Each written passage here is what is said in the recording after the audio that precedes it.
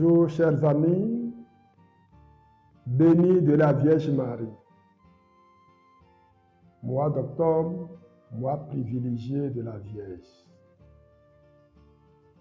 Nous voulons aborder un thème capital sur la Vierge Marie, intitulé « La Vierge Marie, une armée contre le mal ». Déjà dans Luc 1, versets 46 à 56, nous voyons le cantique de Marie, où elle dira « Toutes les âges me diront bienheureuse. Toutes les âges me diront bienheureuse. Qui sur la terre ne fait pas partie des âges? Qu'est-ce qui fait qu'on est malheureux? C'est le mal. Mais je vous l'assure, la Vierge Marie est une armée contre le mal.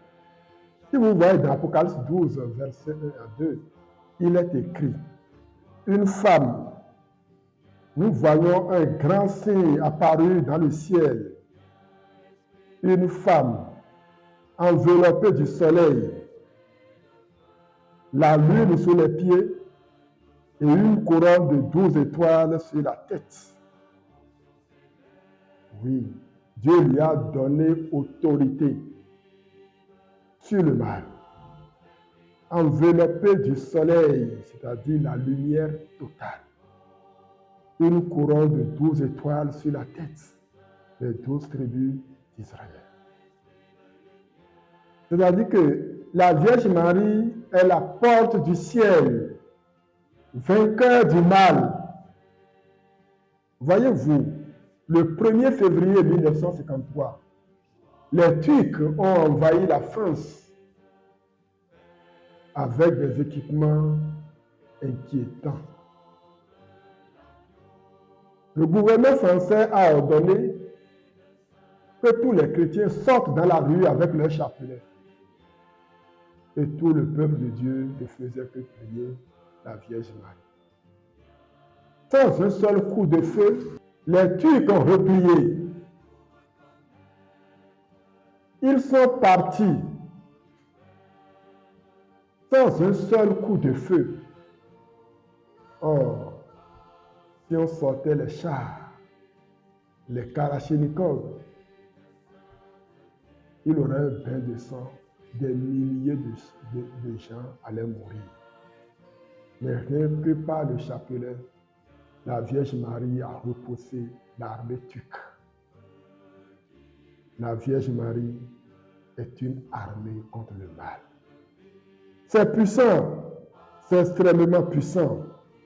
Voyez-vous, à Medjugorje, à l'une des apparitions de Medjugorje, la Vierge Marie a paru aux petits cailloux et leur dit,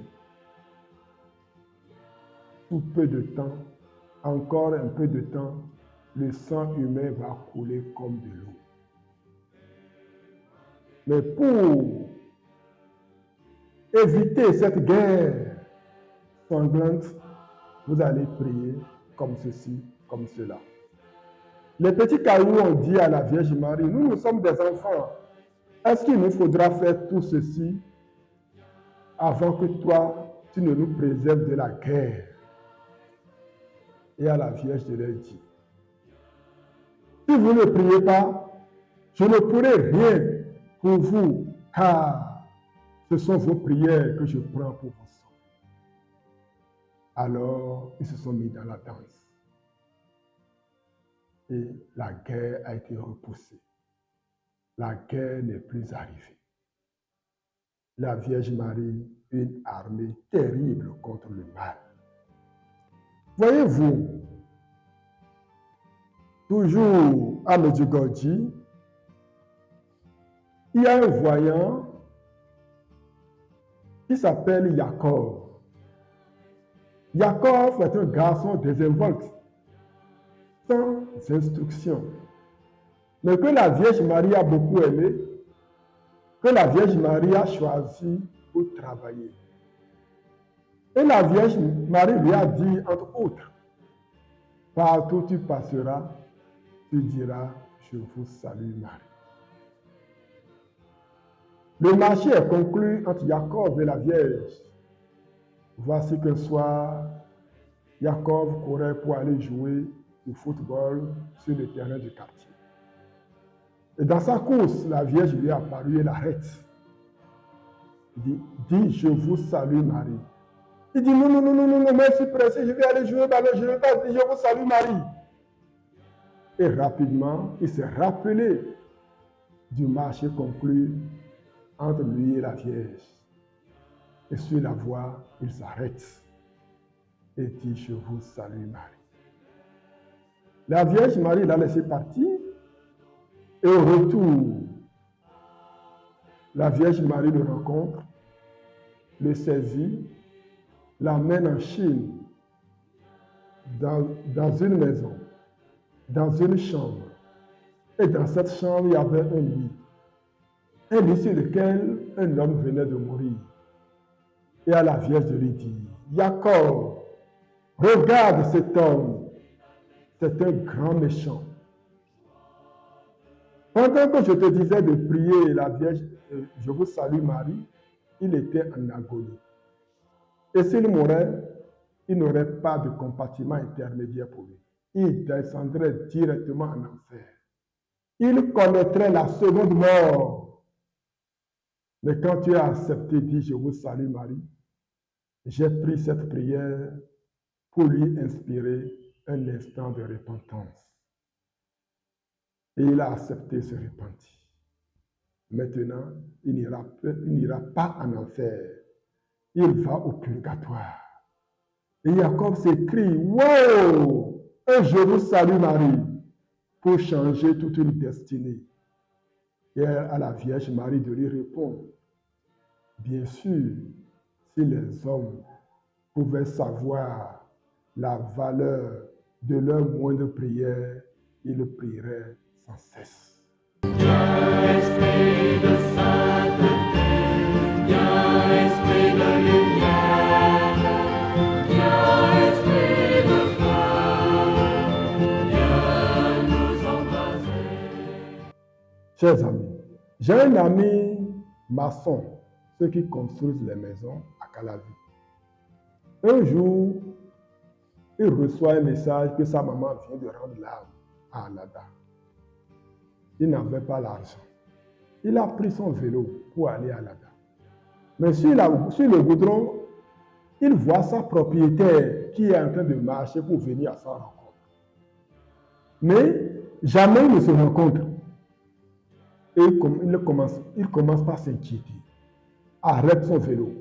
Fait coucher son vélo sur le goudron, se met à genoux, sort son chapelet, donne un baiser à son chapelet et dit, Marie, passe devant moi. Et la propriétaire disparaît. Et il ne l'a plus rencontrée jusqu'à arriver à Alada. Après les cérémonies d'enterrement, il revient à Alada. Et sa propriétaire commence par le menacer de sortir de sa maison. Oui, la Vierge Marie, une armée contre le mal. La Vierge Marie est vraiment une armée contre le mal. À Parakou ici, je vous assure. Les mercredis, le renouveau fait une prière d'intercession au sanctuaire. Et quand j'animais cette prière, je recevais dans mon cœur cette prière, mon peuple. Parler à mon peuple de Saint-Patrice. Alors, j'ai enseigné à ce peuple, ce mercredi-là, que partout il passe, il dit, je vous salue Marie. Et puis l'assemblée est terminée, on était parti. Et une dame qui vend au marché à Zeke mettait un seau au bas de son siège. Et il avait une pochette, il met son argent dedans et dépose dans le seau. Le soir, il attache son petit sac autour des reins. Et elle avait beaucoup vendu ce jour-là.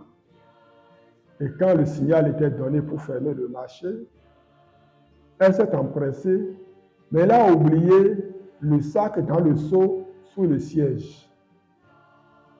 Et généralement, quand elle attache comme ça, elle attend le coucher de tout le monde pour détacher et compter. Et c'est vers 0h30 qu'elle voulait détacher, elle voyait qu'elle n'avait rien.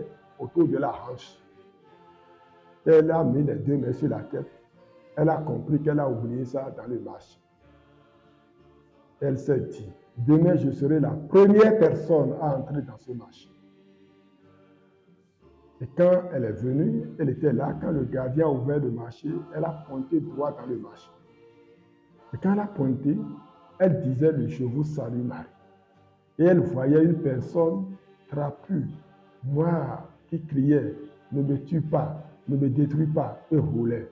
Mais elle disait l'Ave Maria. Et la personne s'est éclatée en fumée noire. Et la voix lui dit, Satan a décidé qu'il tuerait la première personne qui ferait son entrée dans ce marché. Mais comme tu disais l'Ave Maria, la Vierge Marie te portait et Satan ne voyait que la Vierge Marie. La Vierge Marie, une armée terrible contre le mal. Chers frères et sœurs, prions Marie. Esprit du Père, sois la lumière, fais jaillir des cieux ta splendeur de gloire. Viens, Esprit de sainteté, viens, Esprit de lumière, viens, Esprit de feu, viens nous embraser. Encore, il y a un frère ou un voyant, j'allais dire, de Medjugorje qui s'appelle Albert. Albert n'est pas un voyant, mais un pèlerin de Medjugorje. Il a entendu parler de Medjugorje et a décidé de faire un pèlerinage à Medjugorje. Et il n'avait pas les sous, mais l'un de ses amis l'a aidé à voyager. Bon, lui, il pensait qu'un pèlerinage à Medjugorje, c'est du tourisme, c'est aller sur les collines, c'est se balader dans les herbes. Mais arrivé là-bas, on donne le programme de Medjugorje et il constate qu'il y a des prières, il y a des enseignements, il y a les adorations, il y a les messes, il y a les temps de méditation, il y a les temps de partage de la parole de Dieu. Et rapidement, il est devenu sombre et très sombre. Voilà que la sœur Emmanuelle de Medjugorje remarqua la chose et se rapprocha de Albert. Elle lui dit, mais Albert, qu'est-ce qui te rend si triste? Il dit, moi j'ai pensé que nous allons marcher sur les collines, nous allons découvrir les lieux secrets. On me dit messe, adoration, chapelet. Non, moi j'aime pas ça. Et à la sœur Emmanuelle de lui dire, sur les autres, tu ne seras pas déçu. Alors, il a commencé par suivre le programme comme tout le monde. Voilà que la Vierge Marie apparaît et donne un message.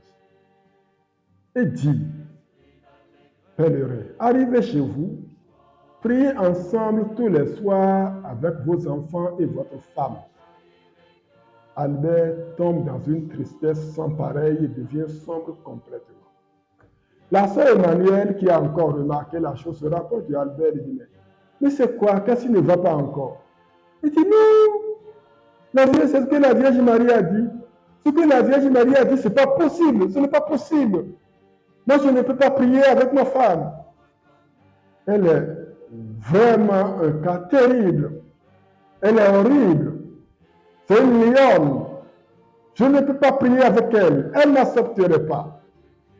Et à la sœur Emmanuelle de lui dire, est-ce que la Vierge Marie a dit, priez avec votre famille, sauf Emmanuel, sauf Albert? Il a dit non. Obéis à ce que la Vierge Marie a dit.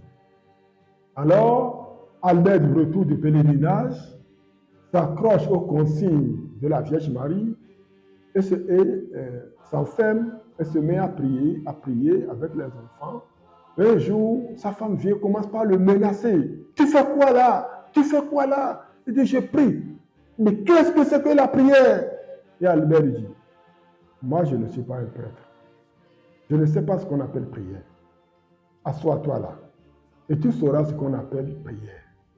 Alors la femme s'est assise, à côté d'Albert et la Vierge Marie a touché la femme. Et elle commence par s'émerveiller. Et c'est elle qui dit, prions pour les âmes du purgatoire, faisons ceci, faisons cela. 2 jours après, la femme d'Albert lui dit, mais je vais partir à Medjugorje comme toi. Son mari Albert lui dit, tu sais que je n'ai pas les sous, on m'a aidé à partir. Et la femme lui dit, c'est moi qui te ferai voyager cette fois-ci. Et au prochain pèlerinage, la sœur Emmanuelle voit descendre Albert. Et sœur Emmanuelle court, voit Albert. Albert, tu es arrivé? C'est ma femme, c'est ma femme, c'est ma femme. Et Albert dira, la femme acariâtre est devenue ma maîtresse dans la spiritualité. La Vierge Marie, une armée terrible contre le mal. Onction céleste, source d'eau vive, affermis nos cœurs et guéris nos corps. Viens, esprit de sainteté, viens, esprit de lumière, viens, esprit de feu, viens nous embraser. Chers frères et sœurs, notre frère de vénérée mémoire, le patriarche Champollion, était allé en France. Et comme il avait beaucoup d'amis, on lui donnait ci, on lui donnait ça. Et il rapportait, il ramenait tout à la maison. Mais là où il était logé, ceux qui l'ont logé se moquaient de lui. Mais est-ce que tu pourras transporter tout ça pour aller au Bénin? Vous ne savez pas que tu as droit seulement à 100 kilos? Or, il avait déjà plus de 300 kilos. Et il dit non, la Vierge Marie s'en chargera. Quand il charge, les gens commencent par rire. Il fait les colis, les gens rient. Et quand les gens rient, il dit Marie s'en charge. Et il peut démarrer de la maison pour l'aéroport. Il dit Marie passe devant. Arrivé à l'aéroport, il dit Marie passe devant. On est en train de peser les colis, Marie passe devant. Le monsieur pèse tout et le regarde et le laisse passer. Et ces frères qui l'ont hébergé se sont mis à rire. Et toute la famille a adopté Marie passe devant. Chers frères et sœurs, pour quoi que ce soit que tu voudras faire, dis Marie passe devant. Marie ne choue jamais devant une épreuve. Marie a une clé passe-partout. Marie passe devant. Il y a des familles en France qui ont expérimenté cette phrase, Marie passe devant, jusqu'à ce qu'en France aujourd'hui, il y a une église dénommée Marie passe devant. Frères et joies du Christ, soyez bénis, fils et filles de la Vierge Marie. Esprit d'Alléluia.